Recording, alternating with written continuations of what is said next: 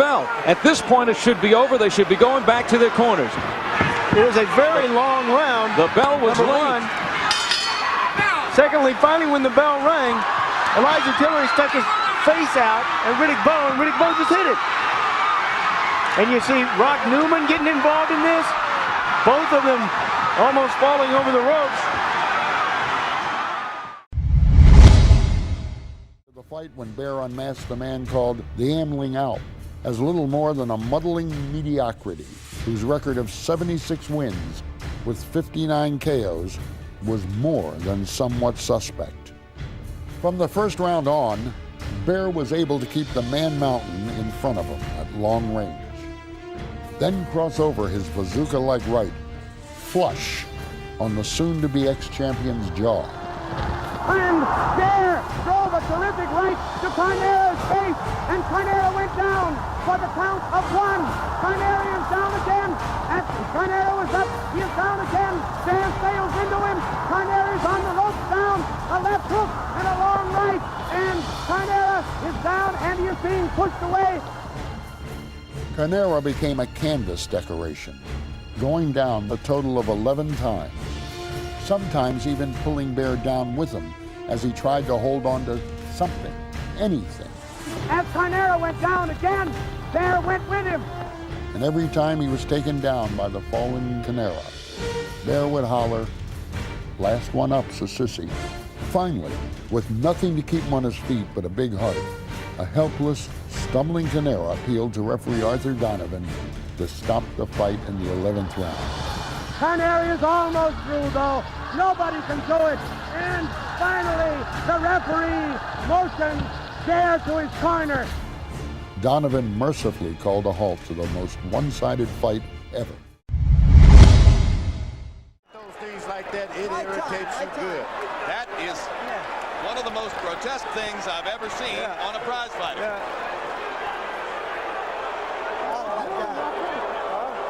What is the danger of that, George? Can you tell? Yeah, I think maybe that got cracked little skull. You know, you got bones up there, and sometimes you can get into those bones and make things swell down. You can't see well. I wouldn't let him fight anymore if I was the referee. That thing is going to go all the way down to his eyes. It's a collection of blood under there. Okay? Right. We're not going to go dangerous to you, but if you feel you can't see, then you shouldn't continue. I'll be blurry. Blurry. Okay, they're going to stop the fight, I believe.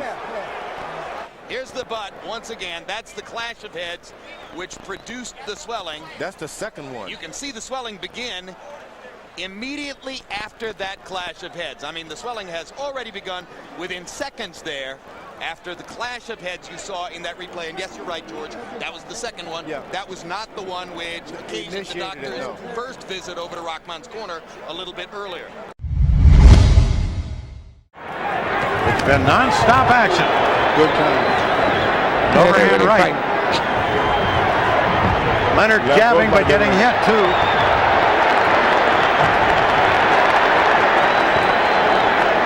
Good right hand by Duran. Now Sugar Ray in the ropes, it gets away immediately. And what's happening? Duran says no. I think he's quitting. What is he saying, Larry? He says no, I don't understand. He's saying no, he quit. I don't understand it. I think Duran quit. I don't understand it. I don't understand what happened. I don't understand it. Roberto Duran This is not like Duran. threw his hand up and said, I quit. I don't understand it. And he almost got in a fight with Leonard's brother. The police are in the ring, and we have a very, very unpleasant situation in there. I don't understand it. The referee has not declared the fight over yet. Duran suddenly said, I quit. I don't understand it. I don't either. I don't understand it.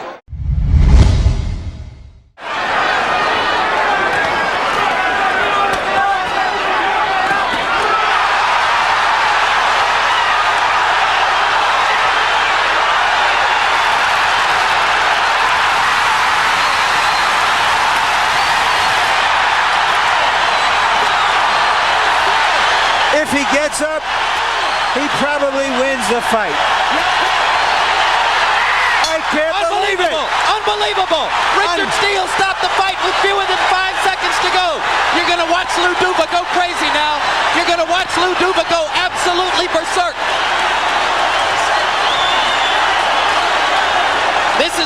most unusual calls by a referee in the whole history of the sport.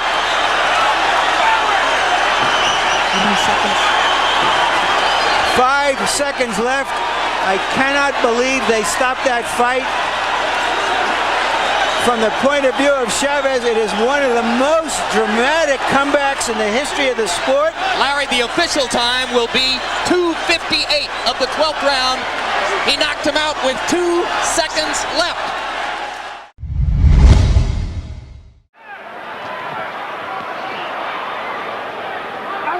Oh, and some nasty stuff in there. There needs to be a bite almost.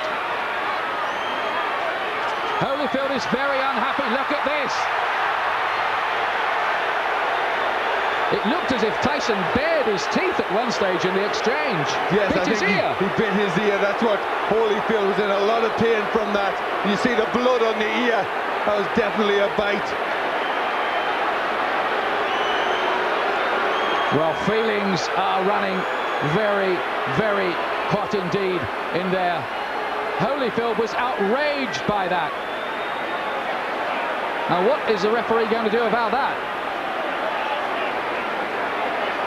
1 point deduction for Tyson. 1 point deducted from Mike Tyson for biting Holyfield's ear. Now let's take a look again. Yes, it's just here. He gets into the position there. Watch. You see he stays there. There he bites him there. You see him lift his teeth. And Holyfield in agony at that point, trying to rip free. In an awful lot of pain. Well, this is getting like a street fight. Why did you do that, though, Mike? I mean, was that the proper response? Look at me, look at me, look at me, look at me. I got to go home and my kids are going to be scared of me. Look at me, man. What are you going to do now in terms of your career, Mike? Will you continue to fight? Okay. He's got to try to control Holyfield with that jab. Oh dear, there's only a parachutist hit the ropes. I do not believe this clown, where he has come from, unreal. Well, everything happens in the fight game. Take time off, the referee's saying. I would think so. How on earth did that guy came in like that? Oh my God. Well, Reg, he doesn't know where he is. Yeah, I tell you what, I've never seen so much security, policemen. Only in America can this happen. He's actually hit the canopy above the ring, Reg. Yeah, his parachute is still jammed up there. That's right, and he hit the ropes though. Yes, he actually, his feet were actually right inside the ring. He got underneath the canopy. Oh dear, I'm glad he didn't fall on us here, Jim, I tell you that.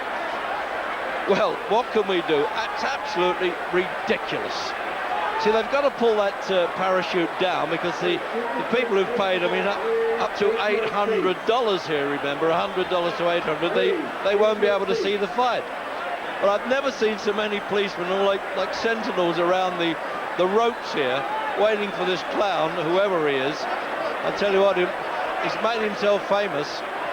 Those cuts, so I think Ralph Citro has taken pretty good care of those with Riddick Bowe.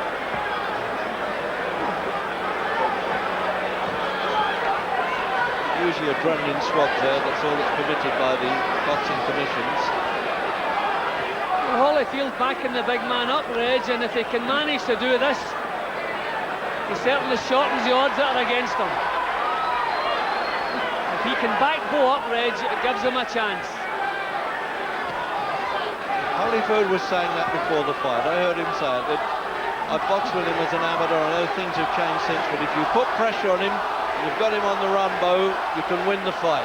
And I didn't do that last time, but I want to do it this time.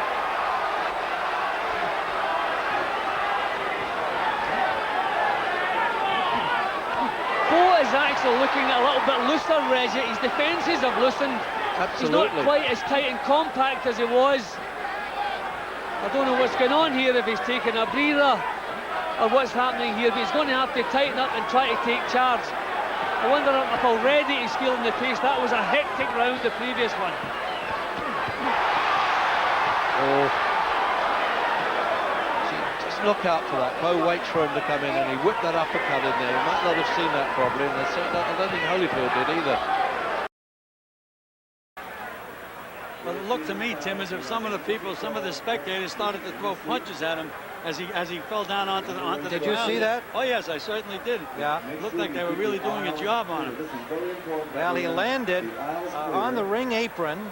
That is an area that is occupied by still photographers. He was very near the bow corner, so there would be some boxing people in that corner, the handlers of Riddick Bowe. And then immediately behind him, I believe that is a press row behind the first row of photographers. I believe that is also press seating in the few rows that are immediately behind the photographer area, which is right along the ring side itself.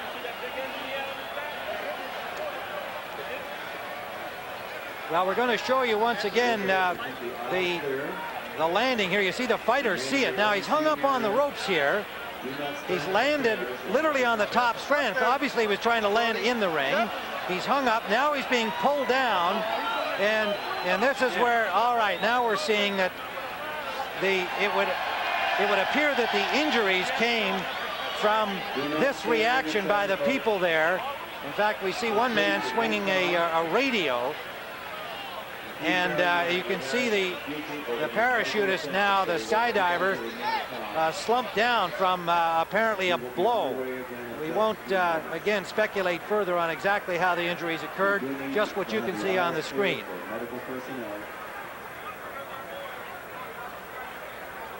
Now, as we have this ongoing delay, let's go to our host, James Brown. All right, Timmy, thank you very much. And I'm standing here with Mark Ratner, who is the executive director of the Nevada Athletic Commission. And Mark, I've got to ask you this question. In all of your years, have you ever seen an occurrence like this? Never. It's the furthest thing we would ever expect. Out of the sky, crazy man comes down.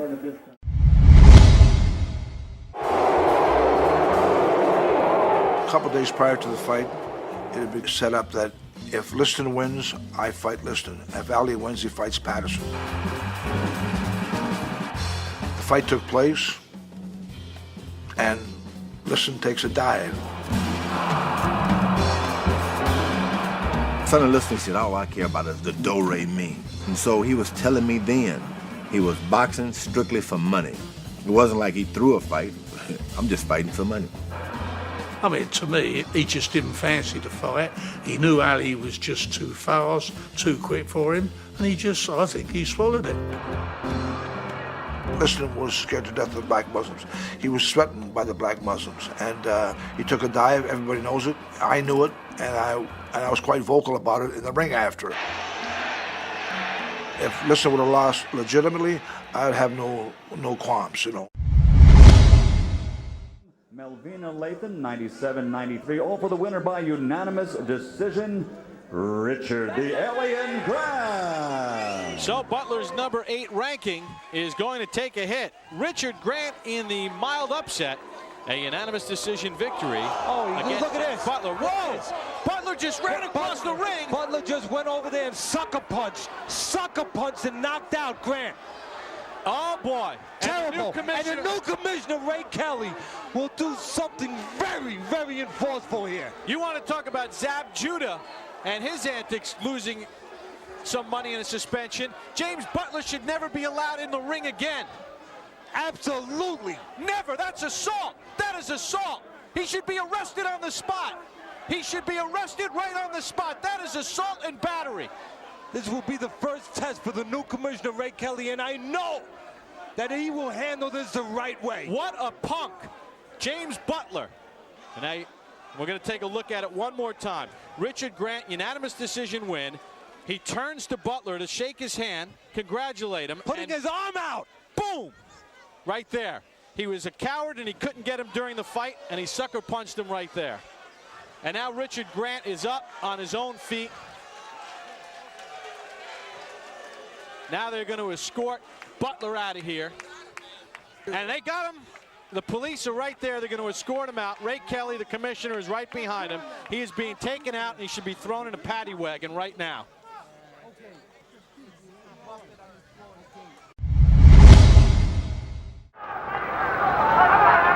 This is probably the tamest round of the entire fight. Not there. There's Carruthers. Rocked again. Griffith rocked him.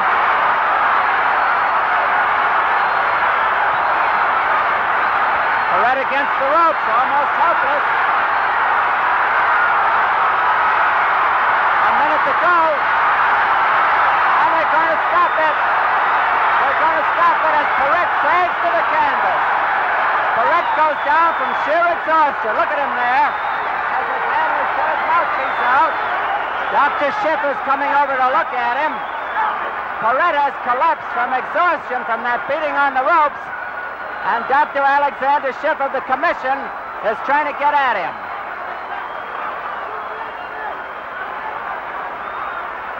The fight has been stopped, and the winner and new champion is Emil Griffith, but we're more concerned about the condition of Benny Kid Perret than we are about the title at the moment. We're going to have an interview with the winner. The time is 2:09 of this round. We'll have an interview with Emil Griffith as soon as